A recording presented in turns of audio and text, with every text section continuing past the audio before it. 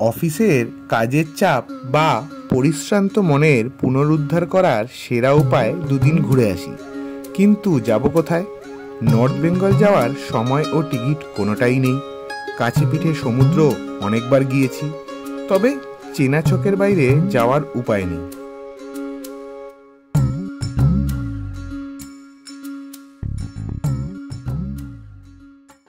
পালসির toll plaza cross করে এখন আমরা গাড়িতেই কফি বানিয়ে গাড়িতে বসেই খাচ্ছি। তাই এক রাত দুদিনে কলকাতার খুব কাছে চেনা ছকের মধ্যে একটু অচেনা স্বাদ খুঁজতে আমাদের এই যাত্রা। এই ট্যুরে আমরা খুঁজে পেলাম অচেনা অজানা একদম অফবিট একটি জায়গা, অসাধারণ সূর্যাস্ত, নিলিবিলি নৌকাবিহার, একরাশ ছোট ছোট পাহাড়ের রাশি, জলপ্রপাত নিয়ে বাঙালির প্রিয় একটি উইকেন্ড ডেস্টিনেশন। তবে চলুন ঘুরে আসি মাইথন সহ সিধাবাড়ি। এখন আমরা আছি দামোদর নদের ওপর তৈরি দামোদর ভ্যালি কর্পোরেশনের দ্বারা নির্মিত মাইথন ড্যামের একদম ওপরে। নমস্কার বন্ধুরা, মন ভ্রমণের আরও একটি পর্বে আপনাদের সকলকে স্বাগত। বহুদিন পরে আবার আমরা বেরিয়েছি। সেই কিন্নরকল্পা ট্যুর করে এসে প্রায় 6-7 মাস হয়ে গেছে, কোথাও বেরোতে পারিনি, বিভিন্ন সমস্যায় জর্জরিত ছিলাম। যাই হোক, সেই সব সমস্যা নালে নাই ডিসকাস করলাম, নাই আলোচনা করলাম, জাস্ট আপনাদের সামনে আসি ভালো ভালো ঘোরার জায়গা নিয়ে, ঘোরার অভিজ্ঞতা নিয়ে। তো সেই অভিজ্ঞতাই আপনাদের সঙ্গে শেয়ার করি। সমস্যা তো জীবনের অঙ্গ, সেটা তো থাকবেই। অসুস্থতা, সমস্যা, এগুলো নিয়েই আমাদের চলতে হবে। তো যাই হোক, একদিনের বা দুদিনের জন্য ছোট্ট উইকেন্ড ট্রিপই এখন আমাদের ভরসা। তাই ছোট্ট শীত পড়ার আগেই আমরা বেরিয়ে পড়েছি ছোট্ট একটা উইকেন্ড ট্রিপের জন্য নিজের গাড়িতে।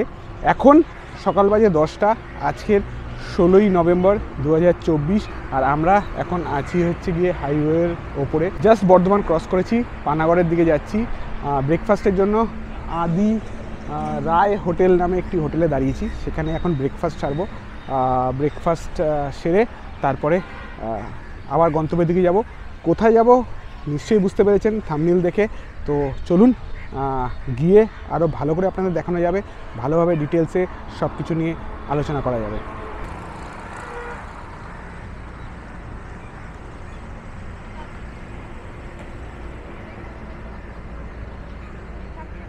ব্রেকফাস্ট আমাদের কমপ্লিট, খাবার দাবার বেশ ভালো ছিল।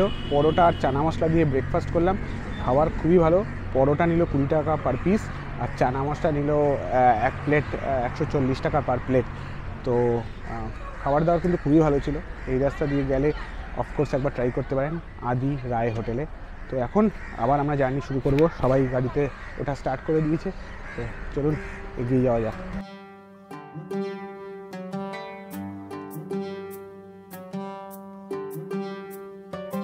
আমরা NH-19 থেকে ডান দিকে চিত্তরঞ্জনের দিকে নিয়ে নিলাম।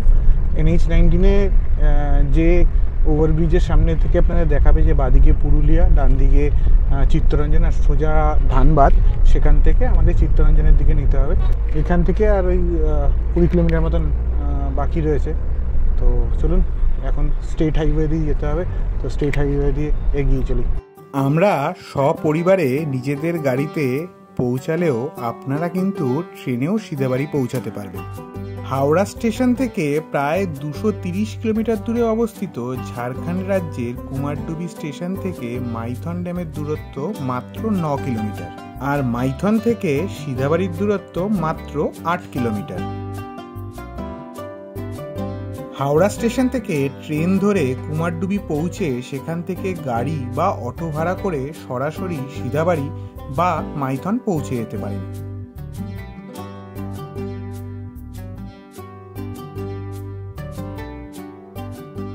আমরা কলকাতা থেকে প্রায় 240 কিলোমিটার জার্নি করে চলে এসেছি এবার আমাদের ট্যুরের প্রথম স্পট সিধাবাড়িতে। সিধাবাড়ি হচ্ছে গিয়ে মাইথন ড্যামেরই যে রিজার্ভার আছে, সেই রিজার্ভারই একদম সাইডে একটি পিকনিক স্পট, যেখানে আপনারা শীতের সময় এসে পিকনিক করতে পারেন।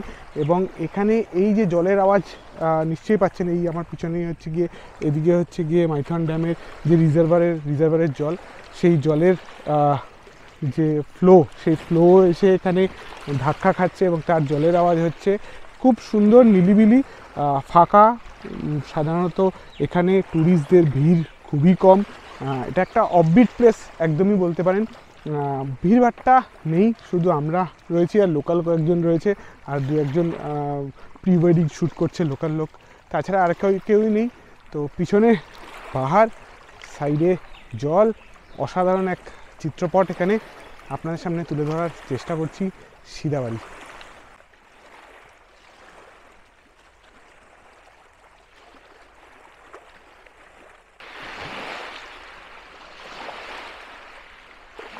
আমরা এখন দাঁড়িয়ে আছি সিধাবাড়িতে। এটা খুবই নিরিবিলি একটা জায়গা, একদমই অফবিট, লোকজন সেরকম নেই বললেই চলে। শীতকালে হয়তো এখানে একটা মানে এখানে পিকনিক স্পটের মতন হয় অ্যাকচুয়ালি, হয়তো শীতকালে তখন নৌকা বিহার করা যায়। নৌকা দুটো বাঁধা আছে, বাট কোনো লোকজন নেই, এখন করা যাবে না নৌকা বিহার।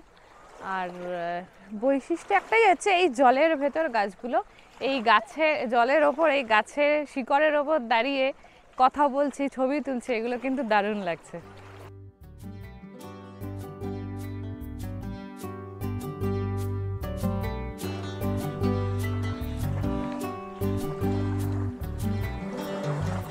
এই ভিডিও ছবি এসব করতে করতে হঠাৎ করে খেয়াল করলাম যে আমার সামনে মানে ঠিক ক্যামেরার পেছন দিকটায় পুরো পাহাড়ের রেঞ্জটা দেখা যাচ্ছে।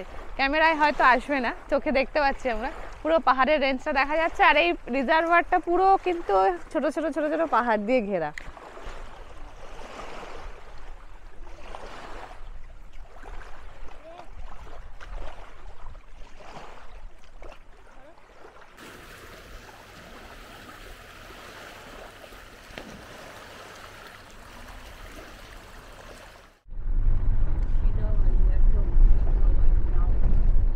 এতক্ষণ যেখানে ছিলাম সেটা হচ্ছে গিয়ে সিদাবাড়ি ক্যাম্প, মানে ওটা একটা রেস্ট্রিক্টেড এরিয়া।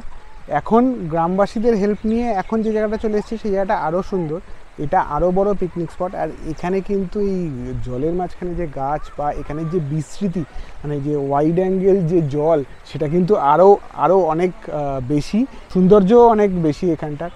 তো এই জায়গাটা কিছুক্ষণ এখন এনজয় করি। ওখানে আমরা অনেকক্ষণ সময় কাটিয়ে ফেলেছি, ওটাই সীতাবাড়ি।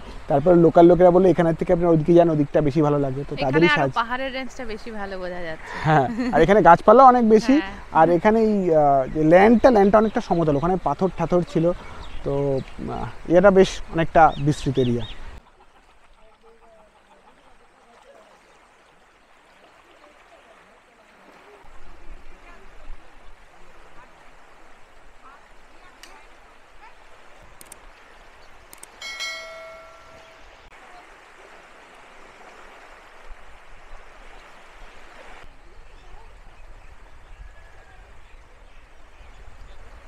এখন আমরা বেরিয়ে যাব সিদাবাড়ি থেকে। সিদাবাড়ি কিন্তু আমাদের বেশ লাগলো, নির্জন, নিলিবিলি, একদম পারফেক্ট অফবিট যাকে বলে সেই রকমই।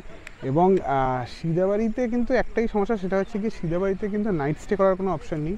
একদম প্রায় জঙ্গলের মধ্যে এই জায়গা, আর একদম গ্রামের মাঝখান থেকে ঢুকে আসতে হয়। তো এখানে থাকা বা খাওয়ারও কোনো হোটেল বা কোনো রকমের মানে স্ন্যাক্সেরও কোনো কিন্তু দোকানপত্র কিচ্ছু নেই। যদি আপনাদের সঙ্গে খাবার যারা আসবেন টুকটাক কিন্তু খাওয়ার সঙ্গে রাখবেন, নাহলে কিন্তু এখানে খাবারের প্রবলেম হতে পারে। তো আমরা এখন এখান থেকে বেরিয়ে যাচ্ছি। আমরা এখান থেকে বেরিয়ে এখন যাব মাইথন ড্যামের দিকে, সেখানে গিয়েই লাঞ্চ সারবো ঠিক করেছি। তো চলুন মাইথনের দিকে যাওয়া যাক, ওইখানে গিয়ে লাঞ্চ কী করছি, কোথায় করছি, সবই আপনাদের ধীরে ধীরে দেখাচ্ছি। মাইথন ড্যাম পৌঁছাতে পৌঁছাতে অনেক বেলা হয়ে গেছিলো, প্রচণ্ড খিদে পেয়ে গেছে।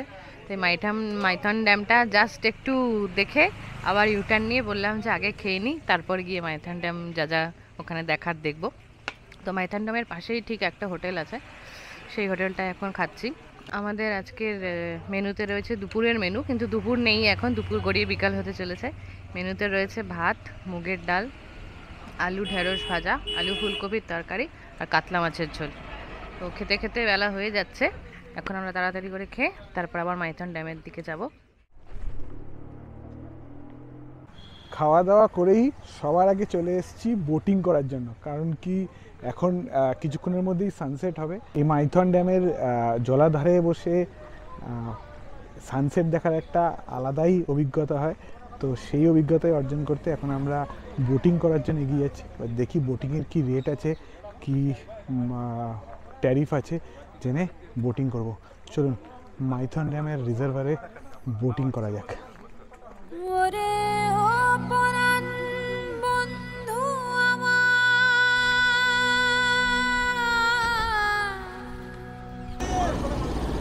এগুলো শেয়ারিং, 200 টাকা করে পার হেড। এই বোটগুলো যদি শেয়ারিং অ্যাভেলেবেল থাকে তাহলেই পাবেন, সবসময় কিন্তু অ্যাভেলেবেল থাকে না।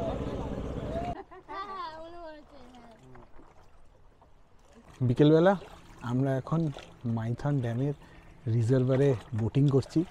তো অসাধারণ একটা পরিবেশ, শান্ত নিরিবিলি, শুধু জলের আওয়াজ, আর কোনো দিকে কোনো আওয়াজ নেই। আর সামনে একটা অসাধারণ সানসেট হচ্ছে। তো মানে ফাটাফাটি এক্সপিরিয়েন্স বলতেই হয়।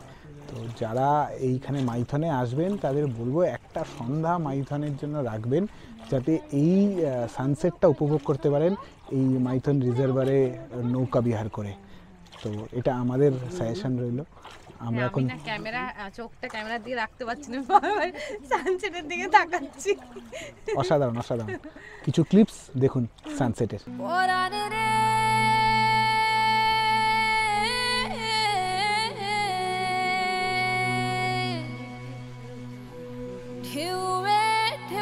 খবর দিলাম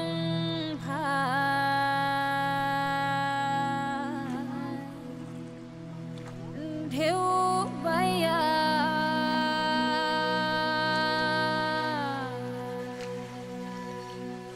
আমায় ভাষাইলি রে, আমায় ডুবাইলি রে, অকুল দরিয়ার বুঝি কুল নাই রে। প্রায় 20 মিনিট নৌকা বিহার করে আমরা এসে পৌঁছলাম সবুজ দ্বীপ। এই সবুজ দ্বীপে নামতে গেলে কিন্তু আপনাকে হাতে টানা নৌকা করেই আসতে হবে। স্পিড বোটে আসলে কিন্তু এখানে আপনারা নামতে পারবেন না। তো আমরা সেই জন্যই হাতে টানা নৌকা নিলাম। এবার সবুজ দ্বীপে নামবো, সবুজ দ্বীপটা একটু ঘুরে দেখবো।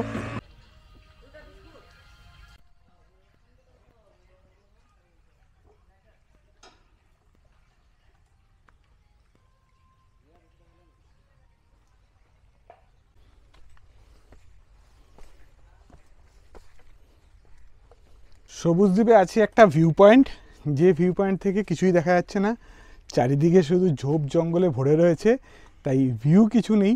সামনে জাস্ট একটুখানি দেখা যাচ্ছে, আপনাদের সেটাই দেখাচ্ছি। তো এই ভিউ পয়েন্ট থেকে আপাতত কিন্তু ভিউ কিছু নেই।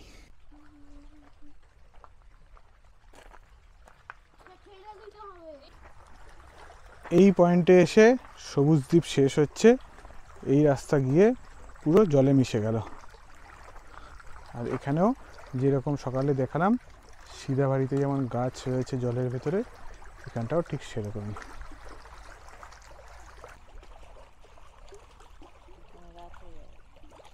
সবুজ দ্বীপে কিছুক্ষণ ঘোরাফেরা করলাম। যদি সত্যি কথা বলতে হয়, সবুজ দ্বীপে কিছুই নেই, জাস্ট দুদিকে দুটো ভিউ পয়েন্ট, একটা তো জলে গিয়ে মিশে যাচ্ছে, আর একটা ভিউ পয়েন্ট রয়েছে সেখান থেকে ভিউ কিছু নেই। তো সবুজ দ্বীপ না আসলেও চলে, বাট এই যে সবুজ দ্বীপ আসার যে রাস্তাটায় যে নৌকায় যে ফিলটা নিয়েছি, সেই ফিলটাই হচ্ছে গিয়ে এই নৌকা বিহারের মূল। আর কিচ্ছু নেই, সবুজ দ্বীপে কিছু নেই, বাট ফিলটা ছিল অসাধারণ। নৌকায় যে সানসেট দেখতে দেখতে আসার সময় যে ফিল নিয়েছি, হালকা হালকা হাওয়া বইছিল আর নৌকার জলের আওয়াজ, একদম দিল গার্ডেন। নামার কিছুই নেই, মানে চাইলে একটা অপশন ছিল যে শুধু আসবে, এসে সবুজ দ্বীপের চারপাশ দিয়ে ঘুরিয়ে নিয়ে চলে যাবে, ওটাও করা যায়। সবুজ দ্বীপে কিছু নেই, কিন্তু বোট রাইডটা করা উচিত। আসতে গেলে 1000 টাকা, 4 to 6%, 1000 রুপিস হাতে টানা বোর্ডে, কান্ট্রি বোর্ডে সবুজ দ্বীপ নিয়ে আসবে, 1000 রুপিস লাগে। আর জাস্ট 20 মিনিট এমনি যদি কান্ট্রি বোটে ঘুরতে চান তাহলে ওই মজুমদার নিবাসের আশেপাশটা ঘুরিয়ে দেবে, সেক্ষেত্রে 500 রুপিস। আর স্পিড বোর্ডের 4%-এর জন্য হচ্ছে গিয়ে 1 to 4%-এর জন্য হচ্ছে গিয়ে 500 রুপিস, আর 6%-এর জন্য হচ্ছে গিয়ে 600 রুপিস। আর যদি এই সবুজ দ্বীপ অবধি আসতে চান তাহলে সেক্ষেত্রে 900 রুপিস, তবে সবুজ দ্বীপে কিন্তু নামা যাবে না। এই হচ্ছে গিয়ে এখানে ট্যারিফ।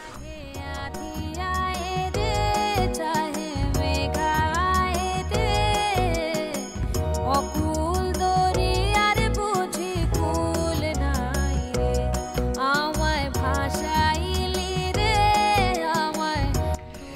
ডিনারে মাটন ভাত আর মাটন রুটি, তারপরে গিয়ে একটা ডিপ স্লিপ, আর কিছু না এখন। Good morning from Jharkhand. কেন ঝাড়খণ্ড? মাইথন ড্যামের একটা পার্ট যেমন আমাদের ওয়েস্ট বেঙ্গলের দিকে, অপোজিট পার্টটা কিন্তু রয়েছে হচ্ছে গিয়ে ঝাড়খণ্ডের দিকে, যেখানে মাইথন ড্যামের লক গেটগুলো সেগুলো কিন্তু ঝাড়খণ্ডের মধ্যেই পড়ে। তাই আমরা মাইথন ড্যামটা ক্রস করে সকাল সকাল চলে এসেছি ঝাড়খণ্ডে, এবং এখানেই আজকের ব্রেকফাস্ট ছাড়বো। ব্রেকফাস্ট ছেড়ে তারপরে আজকে সেকেন্ড ডের ঘোরাঘুরি স্টার্ট করব। কোথায় ঘোরাঘুরি করব দেখব, দেখে আমরা কিন্তু আফটার লাঞ্চ আমাদের বাড়ির দিকে এগিয়ে যাব। মানে ওয়ান নাইটের ট্যুর, যেরকম আপনারা জানেন এটা ওয়ান নাইটের ট্যুর ছিল। গতকাল এসেছি, আজকের ঘুরে দেখে আমরা কিন্তু আবার কলকাতায় ফিরে যাব। তো চলুন আজকের দিন কীভাবে কাটাচ্ছি, কী দেখছি সবই আপনাদের সামনে তুলে ধরবো।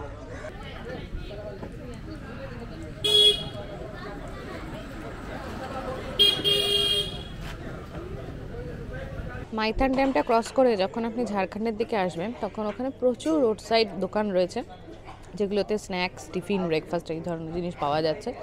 তো আমরা সেই ব্রেকফাস্ট করতেই ঝাড়খণ্ডে চলে এসেছি। আমরা ঝাড়খণ্ডে বসে ব্রেকফাস্ট করছি ওরকমই একটা রোড সাইড দোকানে। সবার আলাদা আলাদা বিভিন্ন রকম আইটেম, কেউ ছোলা বাটারা, কেউ চাউমিন, কেউ ডিম টোস্ট, এই সব সহযোগে আমরা এখন ব্রেকফাস্ট করছি।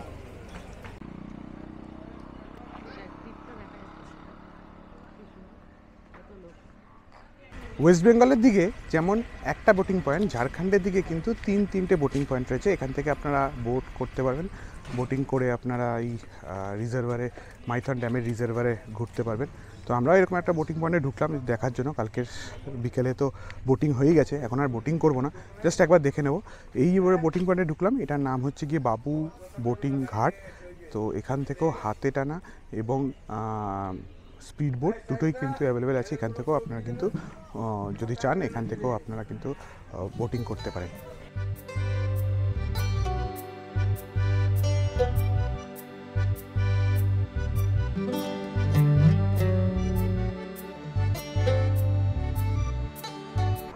ঝাড়খণ্ডের দিক থেকে যদি বোটিং করেন, এখানে 2-3টে পয়েন্ট কিন্তু এক্সট্রা রয়েছে, যেমন স্পুন আইল্যান্ড রয়েছে, যেমন ছোটা পাহাড় রয়েছে, এবং ছোট লক গেট এরা ঘুরিয়ে দেখাচ্ছে।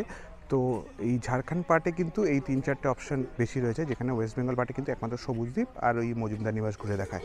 তো যদি বিকালের দিকে এদিকে আসেন, তাহলে এখানেও কিন্তু আপনারা বোট রাইড করতে পারেন।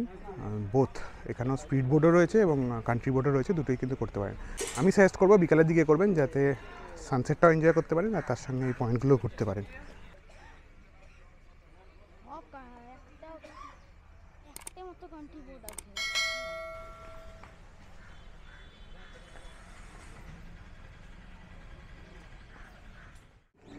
ডিভিসির এই ঝাড়খণ্ড পার্টে দুটো পার্ক রয়েছে, মানে এই ডিভিসিরই তত্ত্বাবধানে দুটো পার্ক রয়েছে, একটা মিলেনিয়াম পার্ক আর একটা হচ্ছে গিয়ে ফ্লাওয়ার গার্ডেন। কিন্তু সানডে দুটোই বন্ধ। আজকে যেহেতু সানডে, আমরা দুটোর মধ্যে কোনোটাই ঢুকতে পারলাম না। এসেছিলাম এখানে দেখার জন্য, বাট এই মিলেনিয়াম পার্কটায় বাচ্চাদের জন্য অনেক কিছু দোলনা, স্লাইড, তারপর কিছু মডেলও বানানো রয়েছে হাতি, ঘোড়া। তো বাচ্চাদের এখানে কিন্তু ভালো লাগবে মিলেনিয়াম পার্কে আসলে, বাট আমরা তো ঢুকতে পারলাম না। তো যে ভেবেছিল এনজয় করবে, বাট করতে পারলো না, ঢুকতে পারলো না, মন খারাপ হয়ে গাড়িতে চলে গেছে। আর এইদিকে হচ্ছে গিয়ে ডান দিকে রয়েছে হচ্ছে গিয়ে, এটা হচ্ছে গিয়ে ফ্লাওয়ার পার্ক। এইখানে হচ্ছে গিয়ে ফ্লাওয়ার গার্ডেন, এখানে বিভিন্ন ফুল রাখা রয়েছে, ফুল চাষ করা হয় এক্সিবিশনের জন্য। তো এটাও দেখা যেতে পারে, বাট দুটোই আপাতত কিন্তু বন্ধ, আমরা কোনোটাই দেখতে পারলাম না। আগে যে আপনাদের দেখালাম ফ্লাওয়ার গার্ডেন আর মিলেনিয়াম পার্ক, সেই মিলেনিয়াম পার্কের সামনে যে রাস্তাটা, সেই রাস্তাটা দিয়ে সোজা চলে আসলে একটা ভিউ পয়েন্ট টাইপের রয়েছে। হ্যাঁ, একটু জঙ্গলের মতো জায়গা, লোকজন আসছে দেখছে। এখান থেকে কিন্তু ডিভিসির যে লক গেটগুলো, সেই লক গেটগুলো কিন্তু পরিষ্কার দেখা যাচ্ছে। যদি জল ছাড়ে এখান থেকে দাঁড়িয়ে কিন্তু পুরো জলটা দেখা যাবে, এটা এনজয় করা যাবে। এখন জল তো ছাড়েনি, এখন একদম পুরো শুকনো, বাট বিরাট বড় যে এই লক গেট, এখানে টোটাল 12খানা লক গেট রয়েছে। আর এই 12টা লক গেট থেকে যখন বর্ষাকালে একবারে জল ছাড়ে, তখন কিন্তু দেখতে অসাধারণ লাগবে, এটা বলতেই পারি। এখান থেকে কিন্তু পুরো লক গেটের ভিউটা পাওয়া যাচ্ছে, বেশ ভালো লাগছে, বেশ সুন্দর কিন্তু এই জায়গাটা। তাই মাইথনে আসলে এই জায়গাটা কিন্তু মিস করবে না। এখন আমরা আছি দামোদর নদের ওপর তৈরি দামোদর ভ্যালি কর্পোরেশনের দ্বারা নির্মিত মাইথন ড্যামের একদম ওপরে। আর এদিকে রয়েছে হচ্ছে গিয়ে জলাধার, আর এই ডান দিকে রয়েছে হচ্ছে গিয়ে লক গেটগুলো। ঠিক মাঝখানে আমরা এখন দাঁড়িয়ে রয়েছি, আর এখানে একটা অসাধারণ সুন্দর হাওয়া বইছে। দেখুন এখান থেকে দেখতে কতটা সুন্দর লাগছে এই মাইথন ড্যামকে।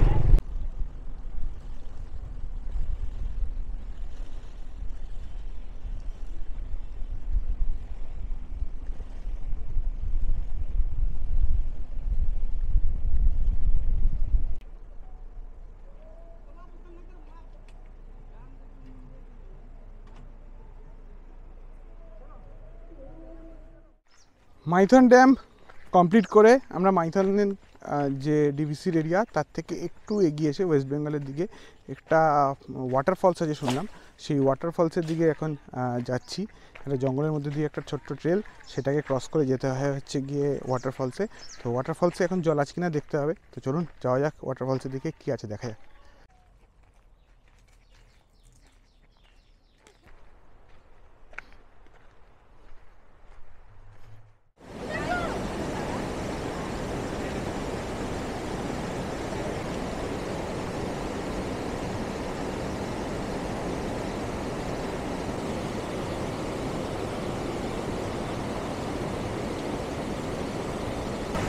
মেন রোড থেকে প্রায় 5 মিনিট ওয়াক করে আমরা চলে এসেছি ওয়াটারফলসে। এটা ডিভিসিরই জল এই পার্ট থেকে এদিকে বয়ে আসছে, তো পাথরের ওপর দিয়ে যেহেতু বয়ে আসছে তাই একটা ওয়াটারফল ক্রিয়েট হয়েছে। দেখতে বেশ সুন্দর লাগছে, এনজয় করার মতন জায়গা। এখানে অনেকে স্নানও করছে, স্নান করারও অপশন রয়েছে, স্নানও করতে পারেন যদি আপনারা গামছা বা টাওয়াল কিছু নিয়ে আসেন, তো সেখানে স্নানও করতে পারবেন। বাট এখানে দেখতে কিন্তু অসাধারণ লাগছে। তোজো নিঞ্জয়ের মতো জল নিয়ে এনজয় করছে, তো আমরাও বেশ এনজয় করছি জায়গাটা। এটা কিন্তু এনজয় করার আমার জায়গা, মাইথনে আসলে কিন্তু এই জায়গাটা মিস করবেন না।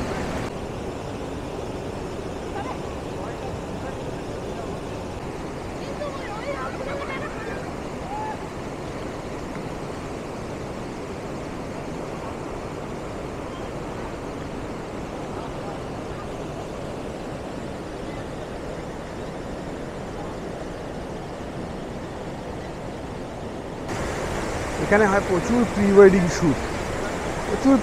শ্যুট হয় এখানে। এখানে একটা হচ্ছে, এই পিছনে একটা হচ্ছে, আর এটা হচ্ছে গিয়ে স্নান করার জায়গা। লোকে গিয়ে স্নান করে এখানে জামা কাপড় খুলে ড্রেস চেঞ্জ করে তারপরে বেরোচ্ছে।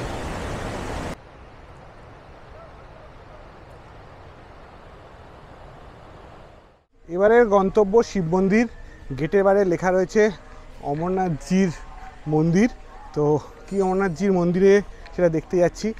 নিচে পুরোহিত আছে একজন, ওনাকে জিজ্ঞেস করলাম, বলো 300 সিঁড়ি পাহাড়ের ওপরে মন্দিরটা, 300 সিঁড়ি চড়তে হবে। কটা সিঁড়ি চড়তে পারবো, পুরোটা যেতে পারবো না জানি না। আর কেউ আসেনি, আমি আর তোজো বাপ বেটা মিলে চলেছি অমরনাথজির দর্শন করতে। তো চলুন আপনাদেরও করাবো দর্শন।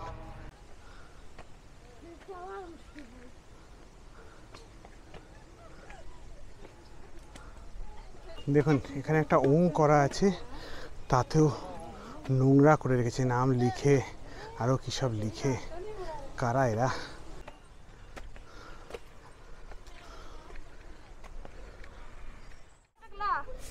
এই হচ্ছে মন্দির, আর এই হচ্ছে গিয়ে যজ্ঞ করার জায়গা। এই হচ্ছে মন্দির।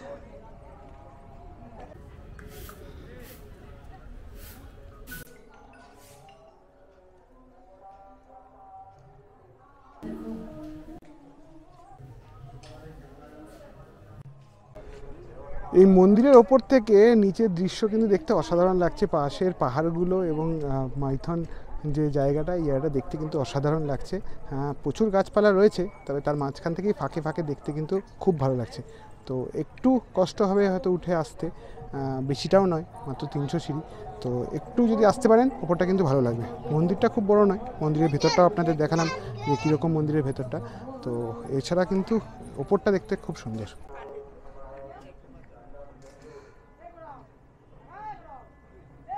1:25 স্টার্ট করেছিলাম, এখন বাজে 1:43। ওই ধরুন 18 মিনিট মতো লাগলো। আমরা ওপর থেকে ঘুরে দর্শন করে চলে এলাম।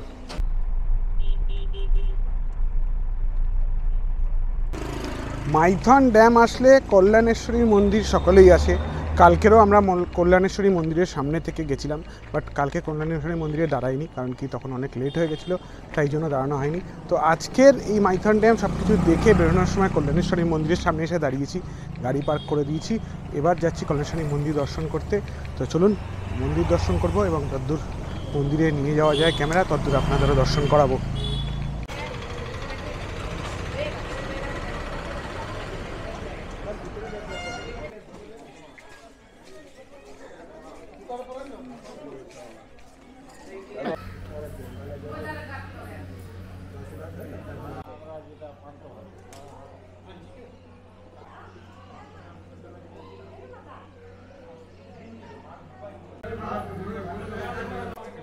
কি রাখা ঢাকা দিয়ে কিছুই দেখা যায়।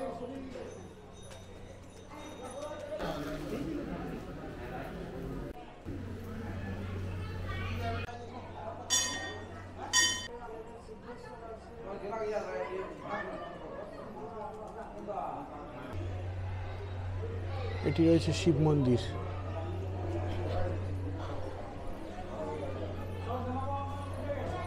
আর এইটা হচ্ছে গিয়ে বিবাহের জায়গা।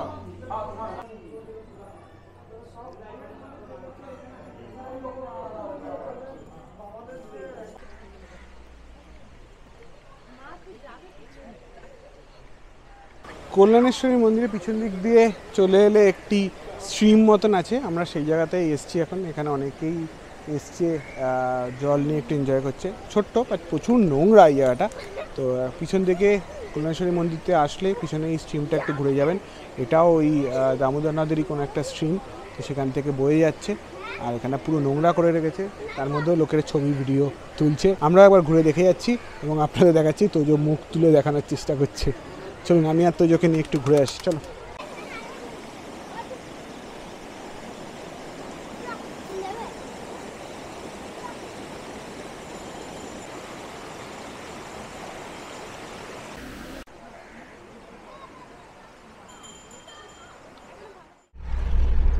আমরা এখন মাইথন থেকে বেরিয়ে বরাকার নদী ক্রস করছি। ক্রস করে চেষ্টা করছি পাঞ্চেত ড্যামের দিকে যেতে, দেখি পাঞ্চেত জায়গা পৌঁছাতে পারি কিনা। এই হচ্ছে বরাকার নদী, জল তো নেই, একদমই জল নেই। মাঝখান থেকে একটা স্ট্রিম বইছে আর ম্যাক্সিমামটাই চড়া পড়ে গেছে।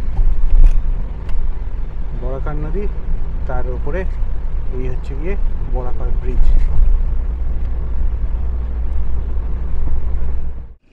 মাইথন ড্যাম দেখে আমরা এখন চলে এসেছি বরাকর নদীর ওপরে তৈরি পাঞ্চেত ড্যামে। এটাও কিন্তু ডিভিসির আন্ডারে, মানে দামোদর ভ্যালি কর্পোরেশন লিমিটেড আন্ডারে এই পাঞ্চেত ড্যামও।